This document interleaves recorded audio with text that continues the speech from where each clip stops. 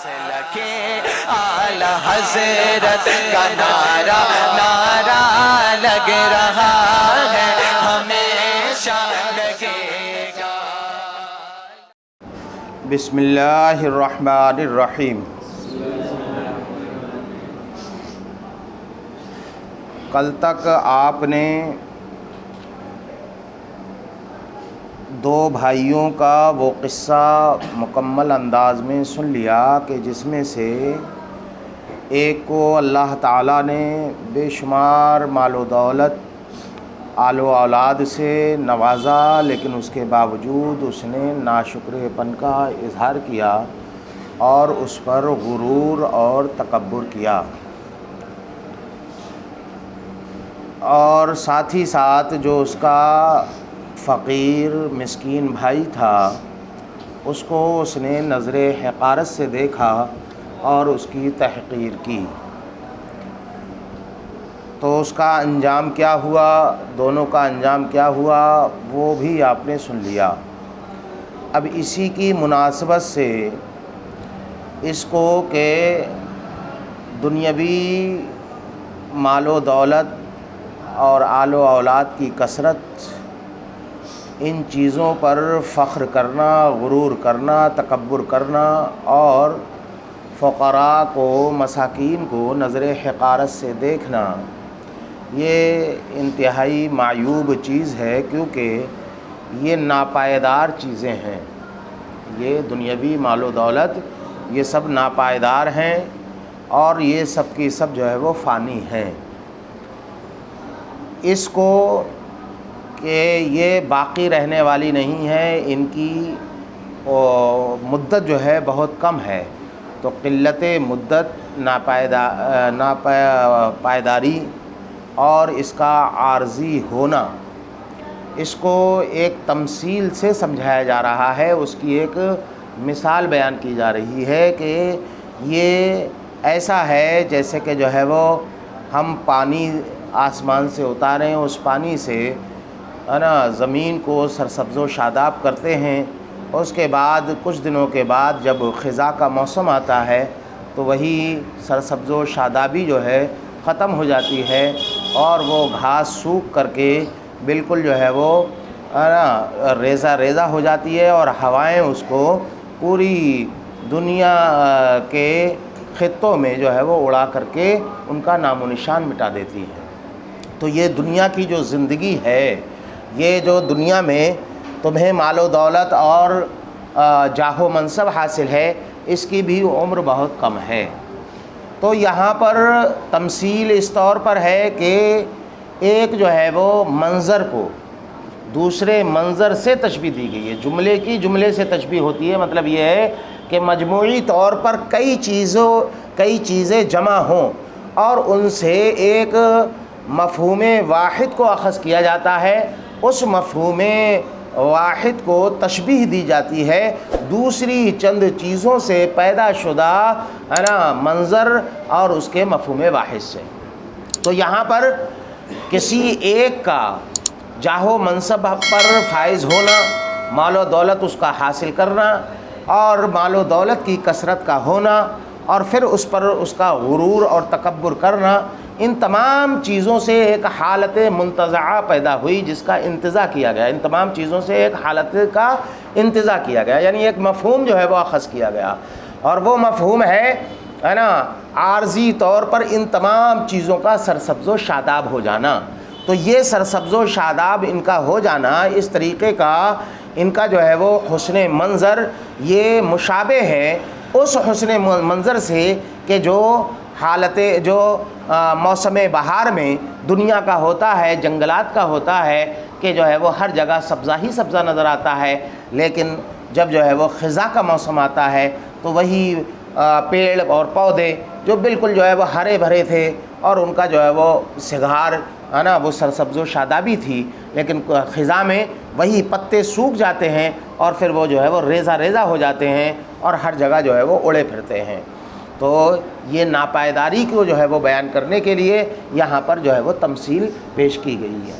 تو اس جو آگے آیت کریمہ آ جا رہی ہے، اس کا جو ہے وہ تعلق ما قبل سے اس طرح ہے کہ ما قبل میں جو واقعہ ان کا ہوا اس کو جو ہے وہ ایک مثال سے، ایک تمثیل سے بیان کیا جا رہا ہے، اور کہا جا رہا ہے کہ وَاضْرِبْ لَهُم مَثَلَ الْحَيَاةِ الدُّنْيَا، دنیا کی زندگانی کی ہے نا کہاوت ان کے سامنے بیان کرو، کمائن وہ ہے نا ایسے پانی کے مثل ہے۔ تو یہیں پتہ چل گیا کہ یہاں پر کوئی نہ کوئی چیز محذوف ہے، اور وہ کیا ہے؟ مبتدا۔ مبتدا وہ ہیا بھی ہو سکتا ہے اور ہوا بھی ہو سکتا ہے نا۔ یہاں مبتدا جو ہے وہ محذوف ہے کہ وَاضْرِبْ لَهُم مَثَلَ الْحَيَاةِ الدُّنْيَا ہیا او ہوا کمائن، کہ وہ اس پانی کے مثل ہے۔ کون؟ ہیا اگر مراد لیں تو حیات دنیاوی اس کا جو ہے وہ ہے نا مرجع بنے گا، اور اگر ہوا مراد لیں تو یہ دنیاوی زندگی جو مضافلے ہے اس کا مضاف یعنی مثل ہو، ہے نا، مثل جو ہے وہ اس کا مرجع بنے گا، ہے نا، کہ یہ مثال اور یہ کہاوت اس پانی کے مثل ہے۔ سمجھ میں آ گئی بات بیٹا؟ ہاں، تو ہیا یا او ہوا کمائن انزل اللہ من السماء۔ علامہ نصفی علیہ رحمت و رضوان نے ہیا کو مقدر مانا، اور اس کا مرجع جو ہے وہ انہوں نے دنیاوی زندگی کو قرار دیا کہ دنیاوی جو زندگی ہے ہماری وہ ایک پانی کے معمولی سے قطرے کے جو ہے وہ مثل ہے، اور وہ پانی کا قطرہ جو ان تمام خوبیوں سے جو ہے وہ آ رہا تھا، اس کی قید جو ہے وہ آ رہی ہے۔ انزلناہ من السماء اس کی جو ہے وہ صفت ہے نا۔ اے ہیا کمائن انزلناہ، یعنی دنیا کی یہ زندگی جو ہے اس پانی کے مثل ہے جس کو ہم نے آسمان سے اتارا، یعنی بارش۔ مراد کیا ہے بیٹا؟ بارش۔ کیا کیا اس نے کہ فاختلط، جب بارش ہو گئی اس پانی نے کیا کیا؟ فاختلط بہ نبات الارض، اس سے ہے نا زمین کے کا سبزہ جو ہے گھنا ہو گیا، زمین کی سرسبز و شادابی گھنی ہو گئی۔ اب یہاں پر اختلط بہ میں جو با ہے نا، جو با ہے، اس کے سلسلے میں اختلاف ہو گیا لغویوں کا، اہل لغت کا، کہ یہ با جو ہے وہ کون سا ہے۔ تو اس میں دو احتمال۔ پہلا احتمال یہ ہے کہ یہ با جو ہے وہ سببیہ ہے، اور اختلاط یختلطوں کا معنی ہوتا ہے کسی چیز کا جو ہے وہ کسی چیز کو گھنا کر دینا۔ کیا کر دینا بیٹا؟ ہے نا، کسی چیز کا گھنا ہو جانا۔ کیا ہونے جا رہا؟ کسی چیز کا گھنا ہو جانا۔ تو اس اعتبار سے اب معنی یہ ہوگا کہ زمین کا سبزہ اس پانی کی وجہ سے ہے نا گھنا ہو گیا، اور زمین کے سبزے کے گھنے ہونے کا مطلب ہوتا ہے اس کا بالکل سرسبز و شاداب ہو جانا، اور بہت زیادہ جو ہے وہ ہرا بھرا ہو جانا۔ تو اسی کو پہلے وہی کہ فلتفا بے سبب ہی، ہے نا، تو اس کی وجہ سے ہے نا یہ زمین کا سبزہ ایک آپس میں گتھ گیا۔ گھنا ہونا اس کے لیے لازم ہوتا ہے نا ایک چیزیں میں ایک دوسرے میں ایک دوسرے کے ساتھ اس طرح جو ہے وہ جمع ہو جانا کہ جو ہے وہ گتھم گتھا ہو جائیں کچھ چیزیں۔ گھنا کسے کہتے ہیں؟ گھنا اسی کو تو کہتے ہیں ایک دوسرے سے بالکل اتصال، ایسا اتصال کے لگے کہ ایک دوسرے میں گھسے ہوئے ہیں۔ تو فلتفا بسبب ہی وتکاسفا، کہ اس کی وجہ سے وہ ایک دوسرے کے ساتھ جو ہے وہ گتھم گتھا ہو گئے، وتکاسفا، اور زمین کا سبزہ جو ہے وہ بہت زیادہ گھنا ہو گیا، ان کے اندر تکاسف پیدا ہو گیا۔ حتیٰ خالطا بعدہ بعدن، یہاں تک کہ ان میں سے بعض کے ساتھ مختلط ہو گیا، مل گیا ایک ساتھ، ہے نا۔ اسی کا یہ گھنے ہونے کی تعبیریں ہیں سب، ہے نا۔ تو یہاں پر اختلاطا کے بعد جو با ہے یہ اختلاطا کا صلہ نہیں ہے بلکہ یہ سببیہ ہے۔ کیا ہے بیٹا؟ سببیہ ہے کہ اس کی وجہ سے، پانی کی وجہ سے۔ دوسرا احتمال یہ ہے کہ با یہ سببیہ نہیں ہے بلکہ اختلاطا کا صلہ ہے۔ کیا ہے بیٹا؟ صلہ ہے، یعنی پانی اللہ رب العزت نے آسمان سے اتارا، اور فاختلط بہ نبات الارض، اور زمین کا پانی وہ زمین کا جو ہے وہ سبزہ اس میں جو ہے وہ مل گیا، پانی میں جو ہے وہ مل گیا، پانی اس کے ساتھ جو ہے وہ اس کا اختلاط ہو گیا، ہے نا۔ تو یہاں پر اب جو ہے وہ دوسرا یعنی پانی جو ہے وہ زمین میں جو ہے وہ اثر انداز ہو گیا، اثر انگیز ہو گیا اور اس میں مل گیا. اور پانی جب اختلط کا صلہ جو ہے وہ با آئے تو اس کا مطلب یہ ہوتا ہے کہ کسی چیز کا کسی میں اس طرح جو ہے وہ اثر انداز ہو جانا، یا پانی کا سبزے میں اس طرح جو ہے وہ اثر انداز ہو جانا کہ اس کی وجہ سے وہ سرسبز و شاداب ہو جائے، ہری بھری ہو جائے وہ چیز، ہے نا. تو یہاں پر با سببیہ نہیں ہوگا بلکہ کیا ہوگا بیٹا؟ اختلاطہ کا صلہ ہوگا. یعنی جس کو ہم کہتے ہیں مل گیا، مل جانا، مختلط ہو جانا، اختلاط ہو جانا، کسی چیز کا اختلاط ہونا.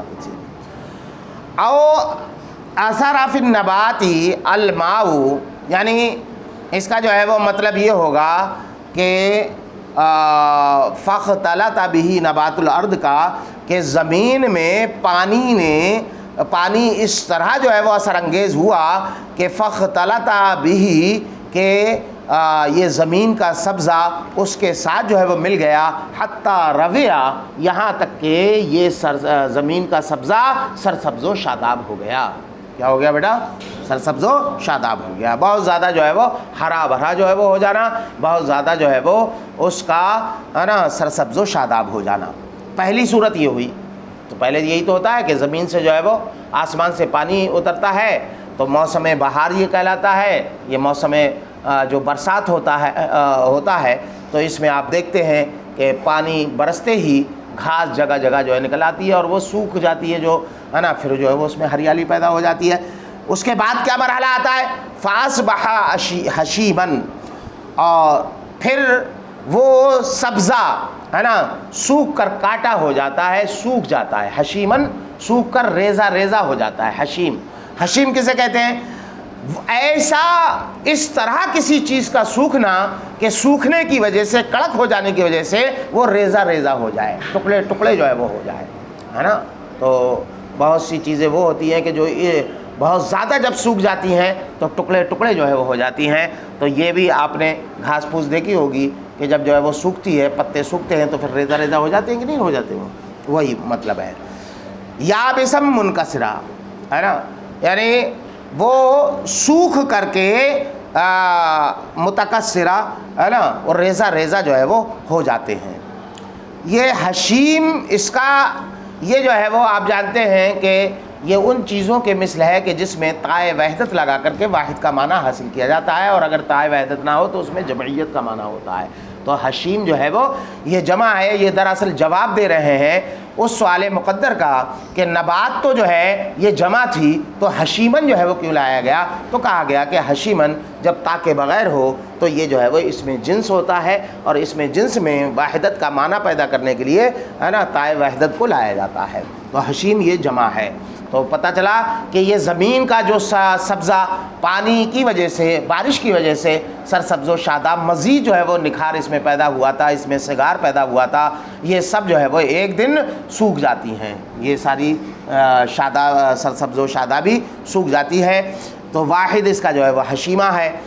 تزروح الریاح، کہ جس کو ہوائیں لیے پھرتی ہیں.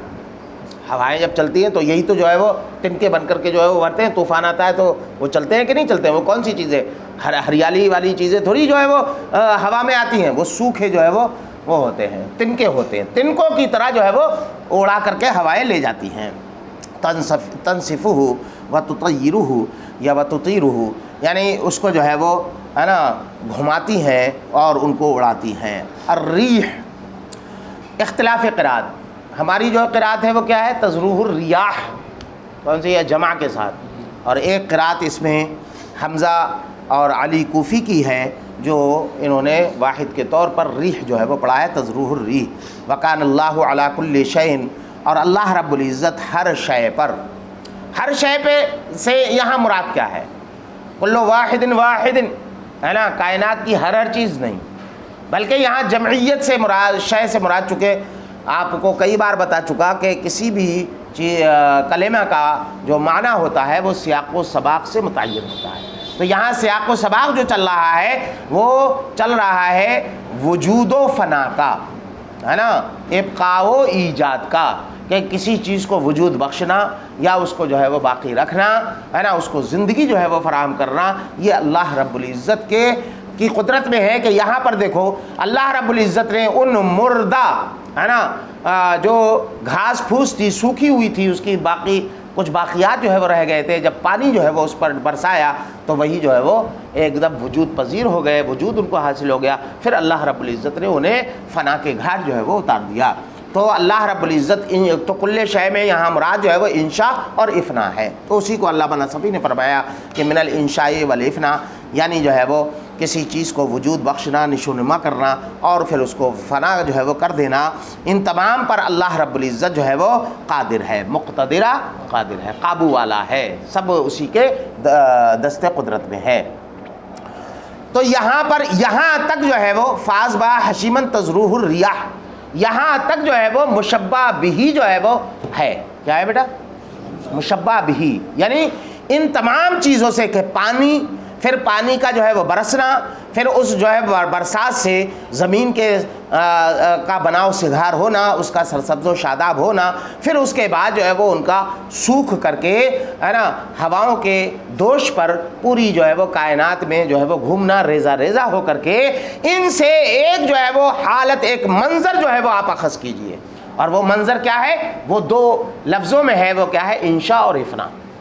کسی چیز کو نشو نما، کسی چیز کی نشو نما کرنا، پھر اس کو جو ہے وہ فنا، تھوڑی ہی سی مدت میں اس کو جو ہے وہ پھر فنا کے گھاٹ اتار دینا، یہ جو حالت ہے نا، یہ حالت، اسی حالت کے مشابہ ہماری جو ہے وہ دنیا، ہمارا دنیاوی مال و دولت ہے، جاہ و منصب ہے، تو ہمارا دنیاوی مال و دولت، جاہ و منصب، اس کی کثرت، یہ جو ہے وہ مشبہ ہوا، اور یہ حالت جو ہے وہ مشبہ بھی ہوئی، جس کو کاف تشبیہ کے ساتھ جو ہے وہ بیان کیا جا رہا ہے۔ تو تمثیل ہوئی کہ نہیں ہے بیٹا؟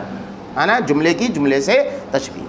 تو شبہ حالت دنیا فی نضرتها و بہجتها وما یتعقبها من الہلاک والافنا، تو دنیا کا وہ حال، دنیا کا حال، دنیا کی ہے نا شادابی اور اس کی بہجت، ہے نا اس کی چکا چوند، اور اس کے بعد جو اس کی ہلاکت کا مرحلہ آیا، اور اس کی جو ہے وہ فنا، اس کو فنا کرنے کا جو معاملہ ہوا، تو اس حال کو، دنیا کے ہے نا اس حال کو، کہ پہلے جو ہے وہ سرسبز و شاداب ہوا اور اس کے بعد جو ہے وہ ہلاکت کی منزل تک پہنچ گیا، تو اس حالت کو تشبیہ دی ہے بحال النبات، ہے نا نبات کی اس حالت سے کہ یکون اخضر، کہ جو پہلے جو ہے وہ بہت زیادہ سرسبز و شاداب تھی، ثم یہیجو، پھر اللہ رب العزت نے اس کی سرسبز و شادابی میں مزید اضافہ کیا اور اس کو جو ہے وہ ہے نا سکھا دیا، فتطیرہ الریح، پھر جو ہے وہ ہوا اس کو جو ہے وہ لے کر کے اڑ گئی، کأن لم یکن، تو یہ ایسا ہے جیسے کہ گویا کہ تھا ہی نہیں، یعنی ہواؤں نے اسے اس طرح جو ہے وہ بنا دیا۔ آپ دیکھتے ہیں کھیت ہے نا، کہ ابھی جو ہے وہ آپ جا کر کے دیکھیں دور سے کیسے لہلہاتے ہوئے نظر آتے ہیں، اور یہی جو ہے وہ جب کٹائی کا وقت آتا ہے، جب کٹ جاتا ہے، سوکھ جاتا ہے، تو وہ کیا ہوتا ہے اس میں، ہے نا بالکل چٹیل میدان جو ہے وہ نظر آتا ہے، کہ جانے کی اور دیکھنے کی طبیعت جو ہے وہ نہیں کرتی ہے۔ تو یہی جو ہے وہ ایسا ہے کہ اس وقت آپ تصور کر سکتے ہیں کہ ایک وقت وہ تھا کہ یہ سرسبز و شاداب تھا، وہ تصور بھی آپ کو نہیں ہو پاتا، کہ ایسا لگتا ہے کہ کچھ تھا ہی نہیں اس کھیت کے اندر۔ یہ تو عام طور پر آپ لوگ کسان لوگ دیکھتے رہتے ہو یہ سب، المال والبنون زینت الحیات الدنیا۔ اب جو ہے وہ اسی ہے نا تمثیل کی مزید جو ہے وہ وضاحت ہے نا، یہ تو جو ہے وہ کلی، یہ جو اوپر تمثیل تھی یہ جو ہے وہ کلی مفہوم اپنے اندر رکھتی تھی، کہ پوری دنیا کا، پوری کائنات کا معاملہ یہی اللہ نے رکھا ہے، کیونکہ یہ حادث ہے اور یہ معدوم ہو تھیں، پھر وجود میں آئیں، پھر ان کو معدوم ہونا ہے، لیکن اسی کے ایک جز کو پھر جو ہے وہ یہاں پر بیان کیا جا رہا ہے کہ ان من جملہ میں سے، یہ من جملہ ہے نا، ان جملہ میں سے ایک جو ہے وہ مال اور بنون بھی ہے نا، مال و بنون یعنی آل و اولاد اور مال و دولت بھی ہے، کہ مال اور آل و اولاد یہ بھی دنیاوی ہے نا زندگی کا سنگھار ہیں۔ تو اب وہی سوال کہ جب جو ہے وہ کلی طور پر بیان ہو گیا تھا تو الگ سے کیوں بیان کیا جا رہا ہے؟ تو اس کی جو ہے وہ وجہ بیان کی جا رہی ہے، اس کو بیان کیا جا رہا ہے کہ یہ ہے نا کل کو کلی طور پر بیان کر دیا، یہ ایسے ہی ہے جیسے کہ جو ہے وہ ہے نا، مولانا کے بعد مولوی کہتے ہیں ہم، ہے نا، علامہ کے بعد مولانا کہتے ہیں، یعنی کل کے بعد جز جو ہے وہ بولا جاتا ہے. تو جز سے اب تک یہ بھی جز ہے کہ لا زاد القبر، ہے نا، کہتے ہیں کہ یہ تو نہ تو یہ قبر کا جو ہے وہ توشہ بن سکتے ہیں، وعدت العقبہ، اور نہ ہی جو ہے وہ عقبہ کا یہ سامان جو ہے وہ بن سکتے ہیں. والباقیات الصالحات، اور نیک باقی رہنے والے جو ہیں، یعنی نیک اعمال جو باقی رہنے والے ہیں، باقی رہنے والے جو نیک اعمال ہیں، یعنی اعمال الخیر التی تبقی ثمرتها، یعنی خیر کے بھلائی کے وہ اعمال کہ جن کا پھل جو ہے وہ باقی رہتا ہے. وہ باقی رہنے والے کیا ہیں؟ انسان کے لیے، ہے نا.